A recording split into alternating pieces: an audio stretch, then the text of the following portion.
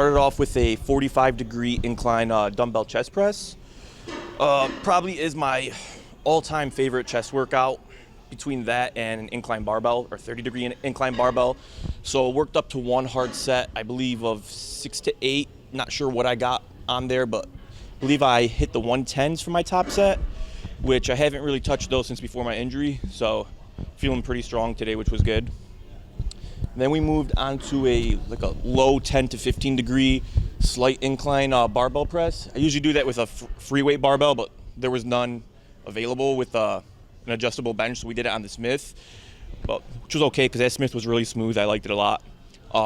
Same thing there, worked up to a nice hard set there, and pretty much everything in the workout was hard negatives, so 3 to 4 second negatives depending on which exercise. I believe that one was a 3-second negative. Just really put my focus into really, I don't know how to say it, but like focusing more on the negative than the lift, if that makes any sense. If you see me which I'll explain after, but on the bicep curls, I was actually like lifting my arm up and then coming down really slow. But then from there, we went into a cable chest fly. I know you thought it was pretty cool or unique how I put on wrist cuffs while I was doing it. So originally I was wearing those just to protect my injured thumb, and I just wanted to do anything just to relieve pressure off of my wrist whenever I was able to. And I came to realize that those wrist cuffs on 90% of people will be more beneficial than holding on to a handle, because you get so caught up in your forearm and your wrist and hand when doing any type of movement that it pretty much takes the prime focus away from the working muscle, which is the chest. And you really only want to think of your hand as a lever holding onto the cable, and just putting that cuff on really allows you to put all your focus into your upper arm and just focus on bringing that across the chest and really squeezing the fibers hard. I realize when people start fatiguing while holding a handle, it's usually because of their grip or because just due to having to stabilize while holding that handle in their hand, they start bending at the elbow too much. So it starts turning into a press, you see, as they start fatiguing, because now they got to worry about holding the weight in their hand and not dropping it. Whereas when you have that cuff on, even when you're fatigued, you'll notice my elbows stay relatively fixed. So just focusing on bringing the elbows together and really getting a hard squeeze. And then we finished off chest with a machine dip. Usually I do a regular dip, but I actually like that machine a lot. Felt really good. Tried overloading the stretch there. If you see me pause at the top, did like a 4-second negative with a 2-second hold. And just really wanted to finish off working from the stretch position. Learned that from John Meadows. Always finish off hitting a muscle from the stretch, or a hard stretch, pretty much stretch emphasis. So like holding it there under a load, pretty much because you're already warmed up and there's no risk of injury. And then we moved on to biceps. Started off with a bicep blaster. Is that what it's called? Yeah, whenever I see that in a gym, I said this last time, ironically. Whenever I see that in a gym, I make sure I use it because I love it. Usually I'll rest my upper arms against the back of a preacher, but since I had that, I didn't have to do that today. Worked up to one hard set of dumbbell curls with the bicep blaster, I believe 6 to 8 reps as well. With biceps, you'll notice me do an extra slow negative. I don't know the science behind this as much as I always try backing things by science. I don't know what it is about the biceps, what makes them so unique.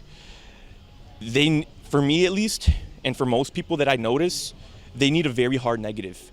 If you ever seen like Arnold do those cheat curls and then bring it down really slow, that's pretty much the same concept. I don't know what that is with the bicep, but it's unique with that.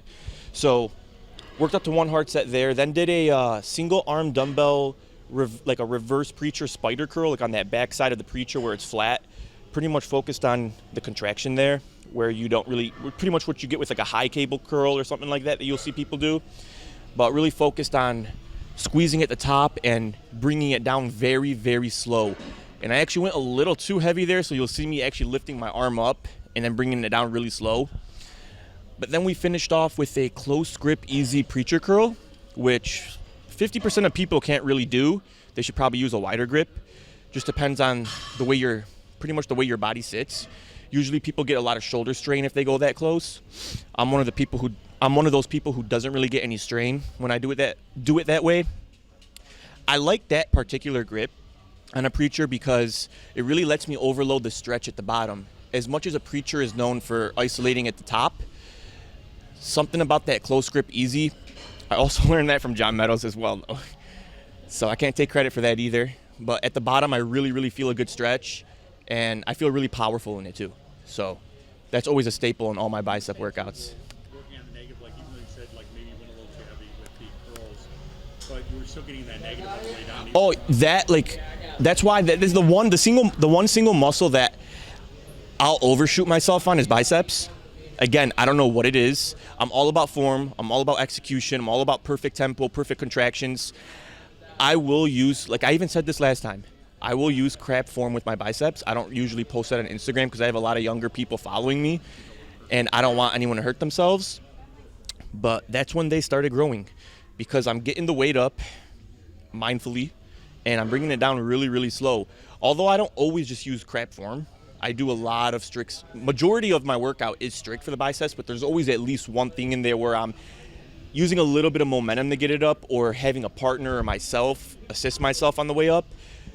But something about that negative, just really pressing it into the back, my upper arm into the back of the preacher while I'm bringing it down really, really slow, just makes me sore for days.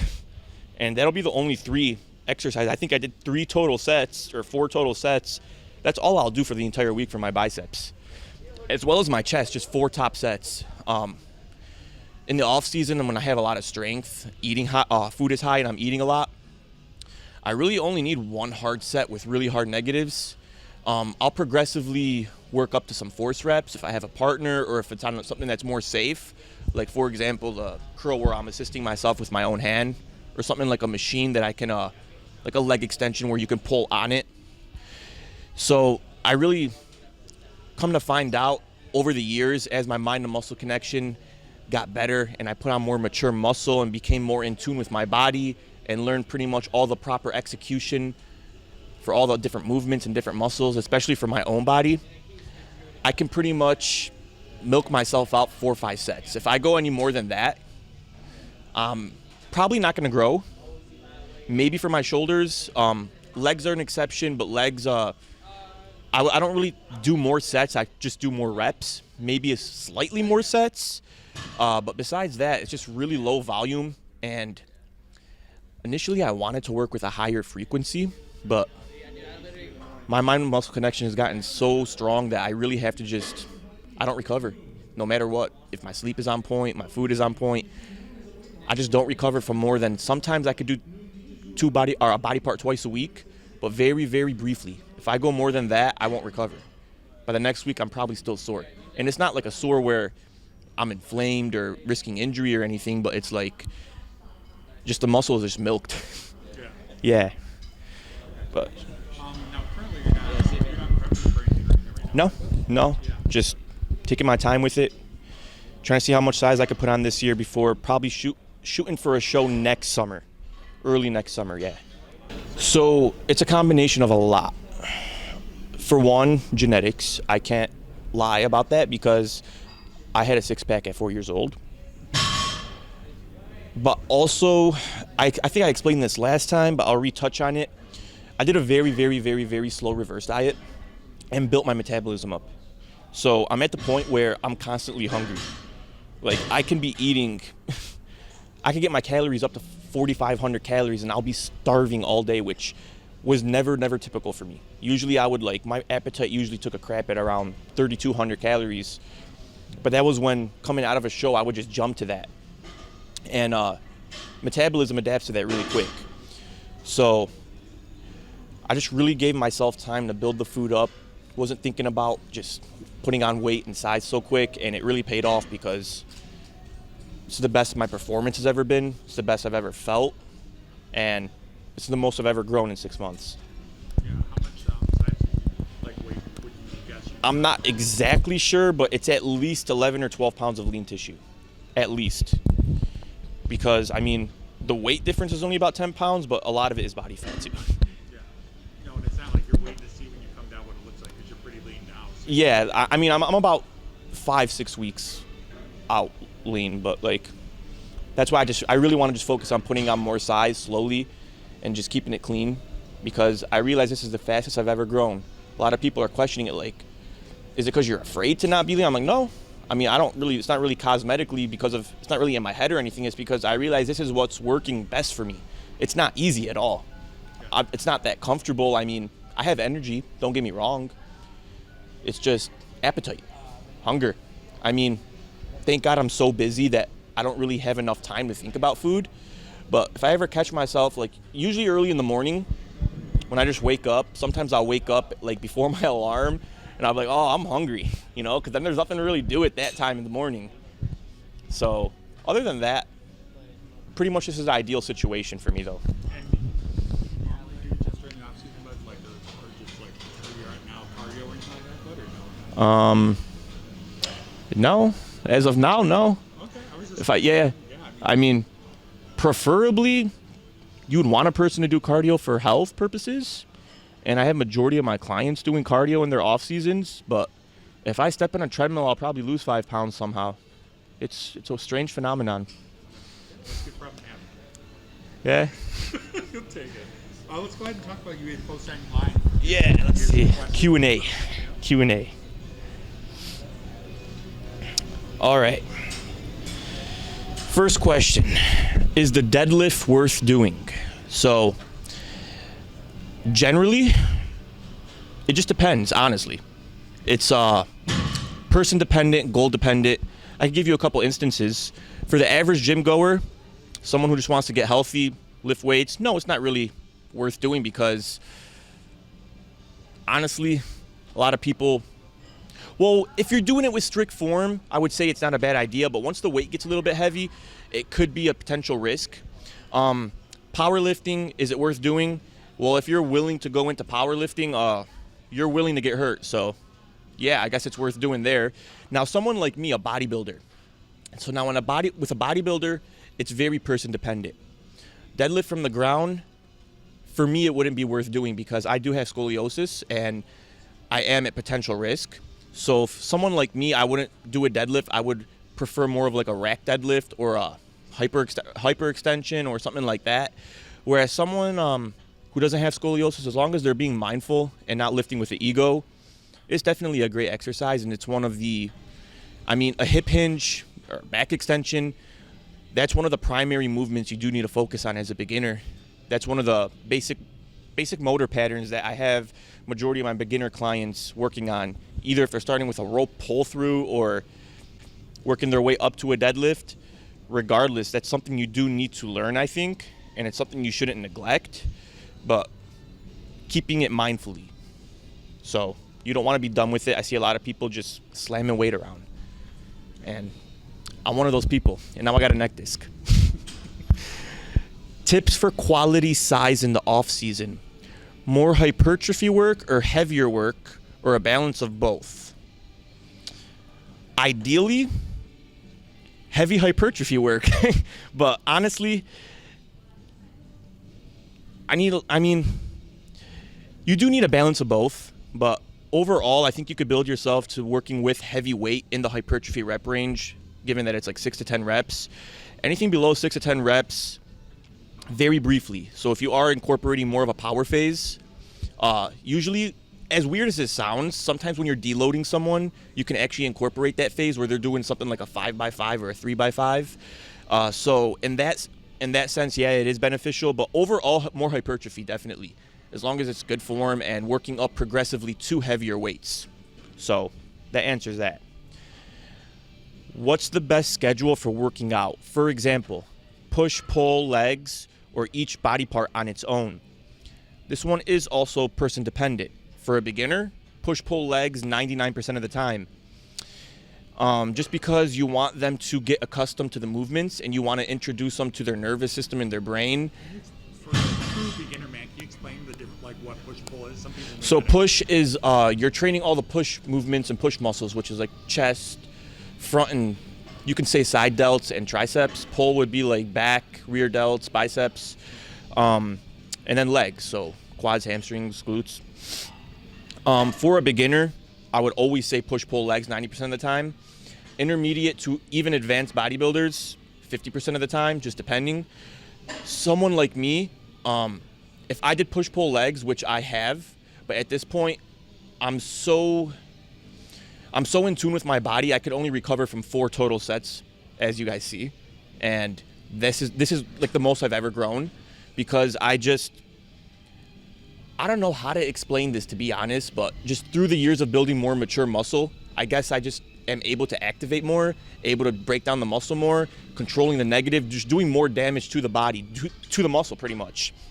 And honestly, just handling heavier loads.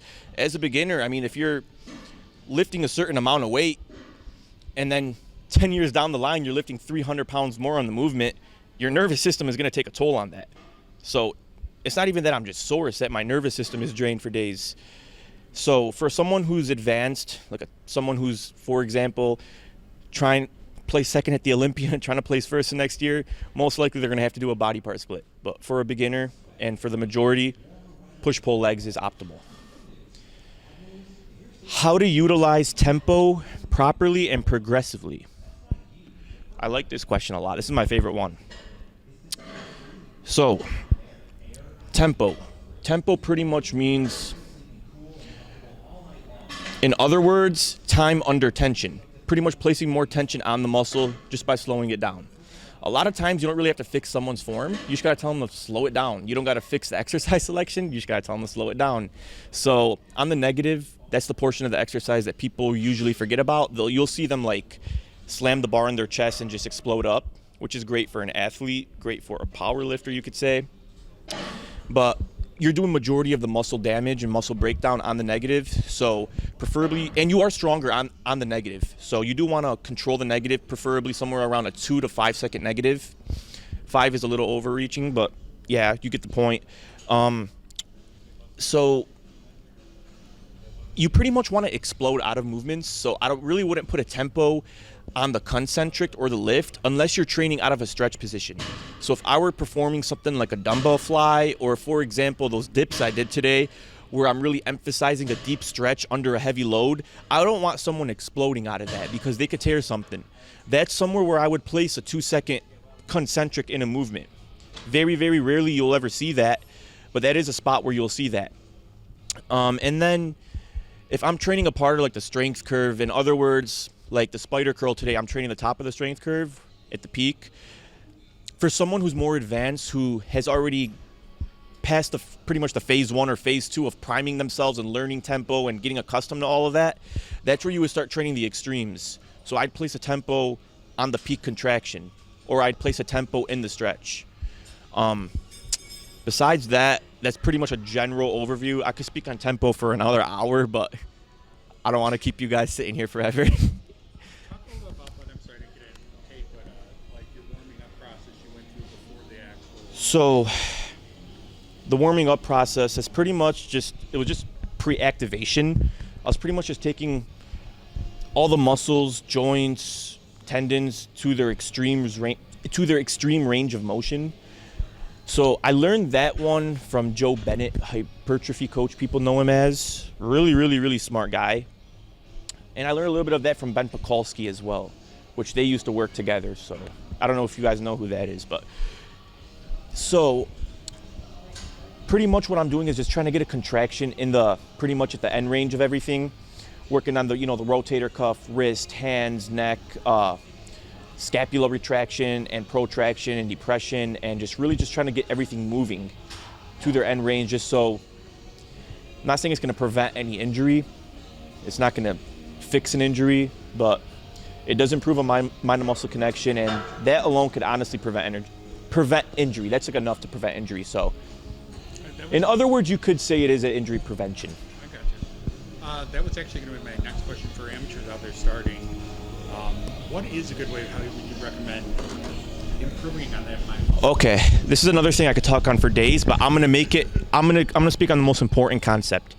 In any type of sport, you got to think externally. For example, if you're kicking a soccer ball into a goal, it's an external cue. You got to look at the goal. You got to, aim at the goal, kick the soccer ball. You don't really go internal in many sports. The one sport you do need to start internally, although there is a lot of external as well, you need to start internally. And I spoke on my Instagram the other day about something called intent, which this also ties into. So you'll see a lot of people looking for an external cue. They need someone to hype them up. They need music. They want to think about moving the weight from point A to point B. When building muscle, yeah, obviously you do need to think externally, but you need to start from within. You need to be in tune with your body. You got to think about you got to initiate with the working muscle. Like you see a lot of people jerking weight around and saying, why isn't the muscle growing? So just because you're jerking the weight around doesn't mean the muscle is working. That's just inertia and momentum moving the weight for you. So a good way to do that is really starting them with tempo, meditation, breath control work, yoga work, and people have no idea what I'm talking about when I say that, but as soon as you become in tune with your breath, as you'll see in this video, you'll see me close my eyes and take really deep breaths before the set. That's just really to start from within and really think about setting up right, gripping the dumbbell right. I mean, one little thing that's off will mess up the entire set. You can risk injury. You may not get as many reps. You may fatigue quicker. So many other things. So the biggest thing is go slower, use tempo, be mindful, and just start within and stop looking for an external cue. Stop looking for the cute girl next to you to hype you up, to motivate you, because you're just going to get hurt if you do that. And you're never gonna grow that way. It's like a lot of people, I think they just want to go through the movement, but are they feeling it? Exactly. Yeah. So there's a difference between powerlifting and bodybuilding. I mean, if your goal is to get stronger, great, that's awesome. Maybe you don't need as many as internal cues, but like I'll tell people, like, very simple things. Look at the anatomy of a muscle. See what it does. Have the intent. For example, I spoke on this on my Instagram the other day if you missed it.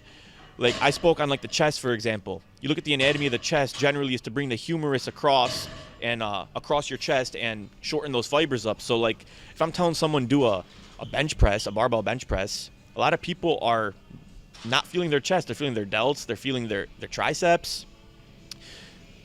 A lot of people want to say, oh, maybe you're not meant for an incline. Maybe you're not meant for a flat. Maybe you need to set your execution up, do this, do that. No, start them by saying, just envision smashing your hands together. Have the intent of inward intent. That's it. So it's all just internal cues. That's usually where I start. That's how you improve someone's mind and muscle connection, honestly. Yeah. Awesome, man. That's a good way to explain it. Yeah, it's really just intent. Yeah. Yeah. That's awesome. Let's talk about a little bit about, you said your coaching's been going great and stuff. So talk a little bit about that. Yeah, so I got people do contact you for your space and stuff. So I do have space. I have this is the most clients I've ever had at one time. It's not that many though, but it is the most I've ever had. So I am learning a lot. I can't say I know it all. I've learned a whole ton from them all. They're all amazing. I mean, as I've been posting more of what I know, people are trusting me. People are hiring me, and they're giving me the opportunity to at least put my knowledge into them and work with them. And I appreciate their hard work. That's really the difference maker, is that they're adhering to what I'm saying, they're trusting me, and it makes your job much easier. Whereas before when I was coaching, I wasn't really advertising what I know. I just kept everything to myself, just went to the gym, did it on the side. So whoever would really hire me was kind of doing it blindly, and half the time they would be serious, half the time they wouldn't, and it was just very frustrating. So as soon as I didn't really try posting really for my coaching, and I'm still not posting it for my coaching. I'm just enjoying how much I can see, like, that just little things that I know can benefit others, especially the younger population. Because when I was like 16, 17, 18 and watching bodybuilding videos on YouTube, I was searching for all this info, searching it, just trial and error. And now at this point, just the past couple of years doing research and learning in school and just experience through coaching clients, and it's just given me honestly joy just to keep spreading it around, and because people are really, really appreciative of it, and it's helping a lot more people than I ever imagined it would. So that's really why I've been posting so much, and coaching really isn't a job for me. It's something like I wake up every day and I enjoy it, especially when the clients are working hard and they're producing results, which is awesome. It makes you feel good. You're helping people reach their goals.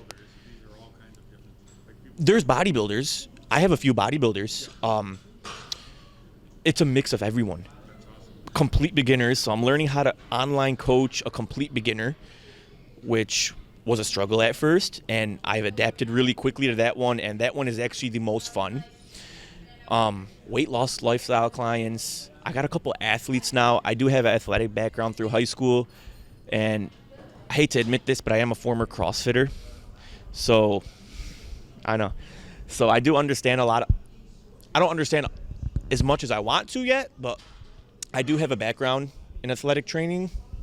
So I do have a couple athletes which are fun to work with, and it's fun to make programs for them because I do have a passion for that as well. And the bodybuilders are my favorite, ultimately, although I love everyone, working with everyone. I love working with bodybuilders. That's my thing. That's where I connect to. That's where I click. And it's really fun, honestly. I could say coaching is really fun. If you have a passion for it too, man. And Yeah. I know when we talked the first time, you said your goal isn't like to meet Mr. Olympia. You want to coach people. Like that's your dream. I would rather coach someone to win the Mr. Olympia than win it. Although I'll do both. You don't have a problem with that either.